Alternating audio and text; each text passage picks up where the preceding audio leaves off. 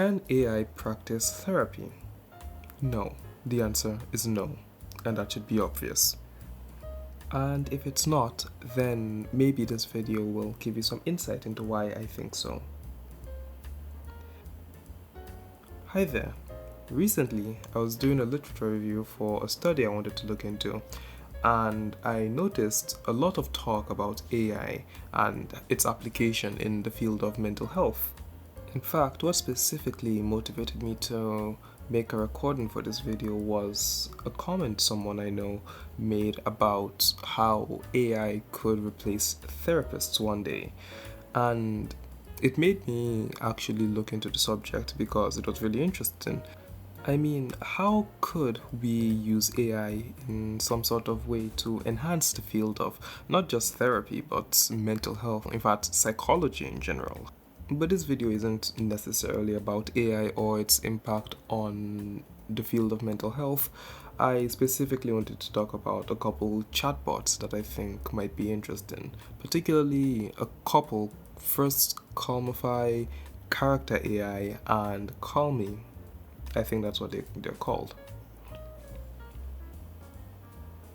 Needless to say, coming into this video, it's quite obvious to think that AI therapists or AI therapy in general is a horrible idea that can obviously only end badly.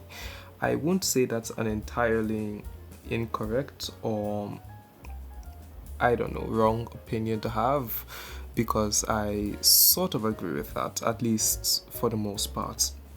But I do think AI has some parts to play or some contribution that it can make to the field of mental health, at least in my opinion. Now, needless to say, an AI chatbot is no substitute or replacement for a real, trained and accredited mental health practitioner. But not everybody is able to afford a psychologist or feels comfortable talking to someone that they believe can institutionalize them. I know I've had my fair share of individuals who I've had conversations with who definitely are scared of talking to professionals because of that reason. So I do think there's at least some reason to look into AI as some sort of alternative for people with at least mild conditions that have some sort of anxiety towards meeting actual mental health practitioners. Of course, it's no replacement, and of course, it can't be used as a replacement or as some sort of way to avoid actually facing your problems, but it might be a helpful tool, at least in some respects. It's also very important to note that the field of mental health does need that human-to-human connection, because that's what the field itself is built upon.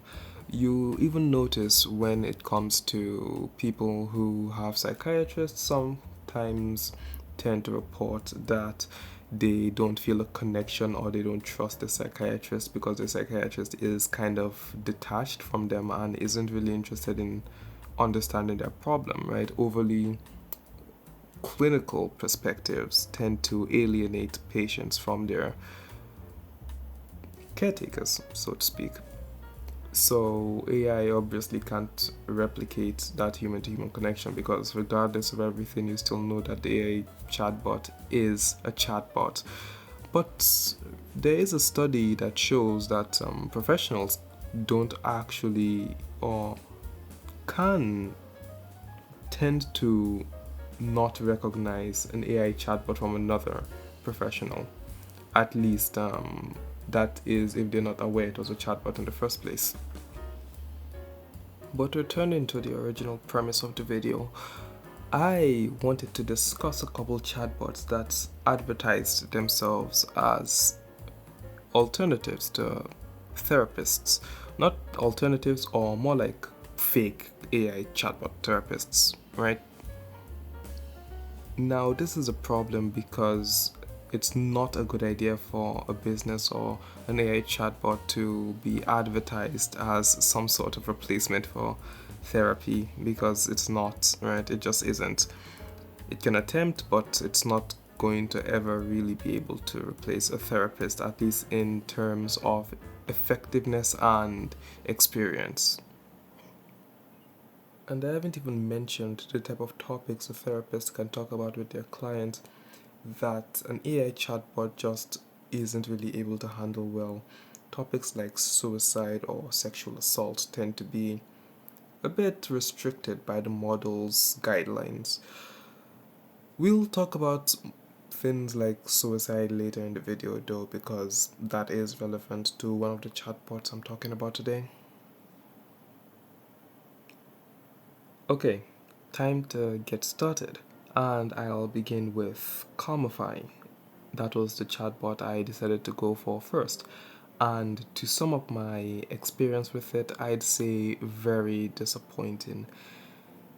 Comify is one of those AI chatbots that has tight restrictions on how you can use it. And by tight restrictions, I mean you need to pay a lot of money or else it's going to be essentially useless. Not too much money, but like, why pay for a fake therapist when you can get a real one? Comify gives you a very low number of messages that you're allowed to send before you are locked out of the conversation and you have to pay a subscription. I was not going to do that because that would be a waste of my time and my money. So I'm going to say Comify is entirely useless. Not entirely. Probably not as useless as I'm making it sound, but still useless enough for me to not care to continue the conversation with it. Moving on, I'm going to be talking about Calm Me now. Calm Me, Calm Me, Calm Me, Calm E. Strange name. Anyway, Calm Me is an AI therapy chatbot that was developed by some entrepreneur named Dennis Han, who, from what I found out about him, he does seem to have some vague experience with psychology, but that's not really much of my business.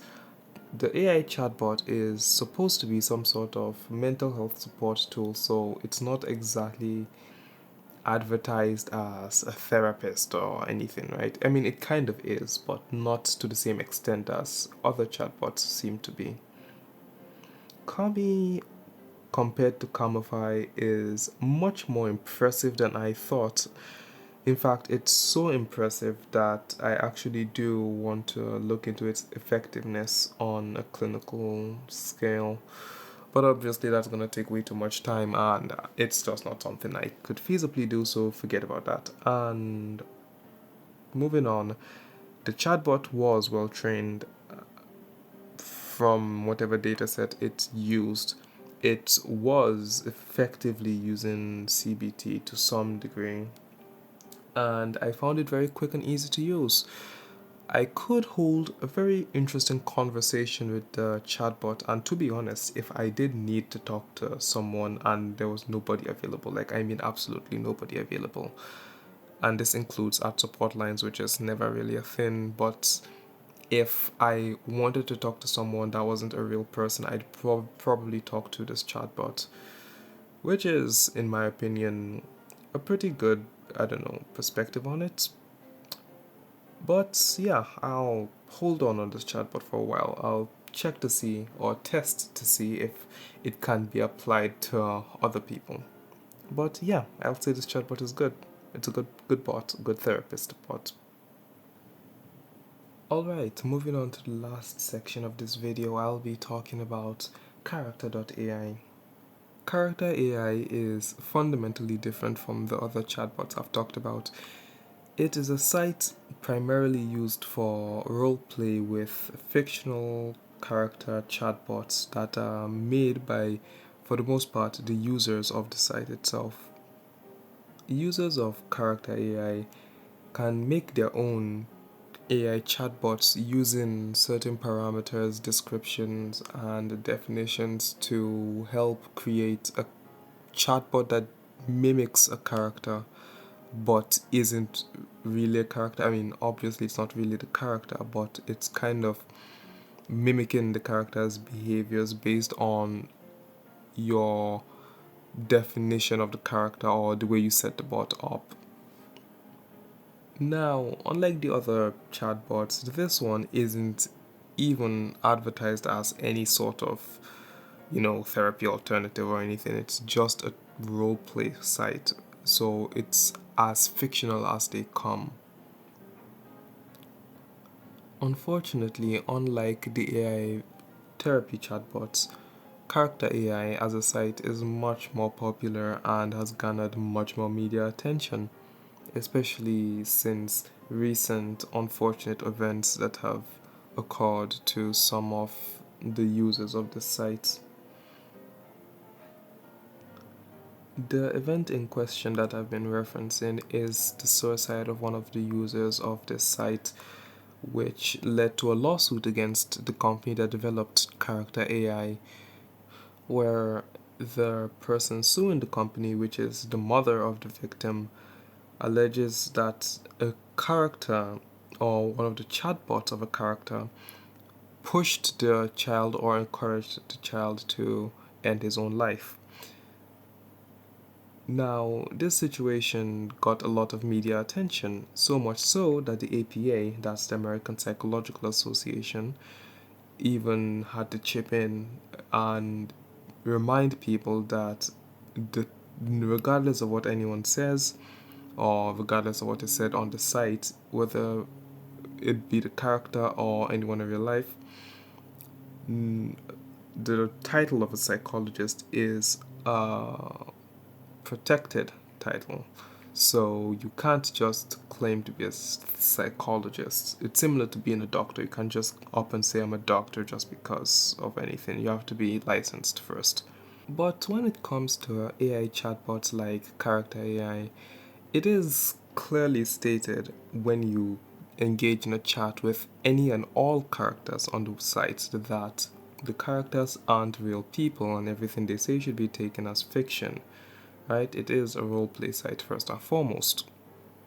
But some of the users of the site do form very unhealthy codependent relationships. Not even codependent, because it's not cooperative. The AI chatbot isn't a person. It's just a dependent relationship on a fictional robot, pretty much. And such a fictional or fake relationship with a robot that becomes real when the user becomes dependent on the chatbot is dangerous because it's a character and characters can, be characters, I guess. They can say very absurd things, and if you obviously aren't in the right mental state, you might end up going along with it more than you should. Now, all I've mentioned so far kind of shows how dangerous AI therapy, not even AI therapy, how dangerous AI chatbots can be if left unregulated and in the wrong hands. Obviously, this is a very dangerous tool to hand to children and just let them do whatever with. But it's always good to keep in mind that this is AI and not a real person, and that you should always treat everything you see as fiction, at least when it comes to character AI. Now, the AI therapists, on the other hand, don't have such disclaimers, right? So, but then again, those AI therapists, from what I've seen, don't tend to, go off the rails, but they might, because again, they aren't real people. They are just chatbots that are programmed to respond in the way they think is most appropriate. And unlike a real person, it's much harder to hold a chatbot accountable for what it says because, again, it's a chatbot. Instead, you'd be left suing a company.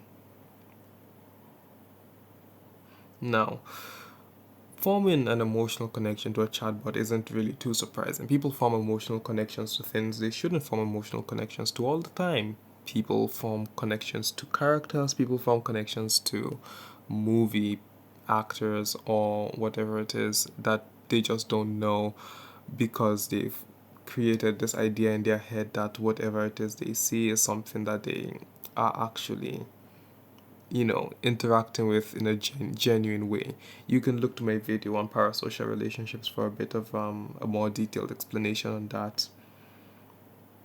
But again, I just think the best way to approach this topic is to have children banned entirely from just having unrestricted access to AI. In fact, I think children shouldn't have unrestricted access to anything on the internet, but that's just my opinion. But I think that should be enough for today.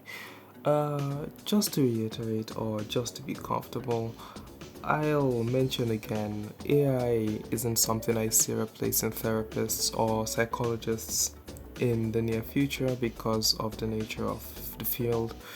And I do think AI has some uses when it comes to mental health, and I do hope it improves because, again, it can be a very cheap and easy alternative to get stress down. And hopefully, such tools will improve in the future.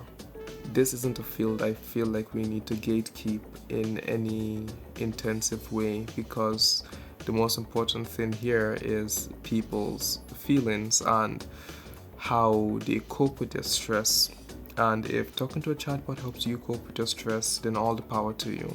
But don't, please, if you have any severe issues, or if you want to kill yourself, or if you have problems that definitely warrant a professional, please actually talk to a professional, or at least talk to a friend, because human connection is important, and it's important that we all keep that in mind. Anyway, we have to be careful with all these kinds of tools, but that should be enough for today. Goodbye.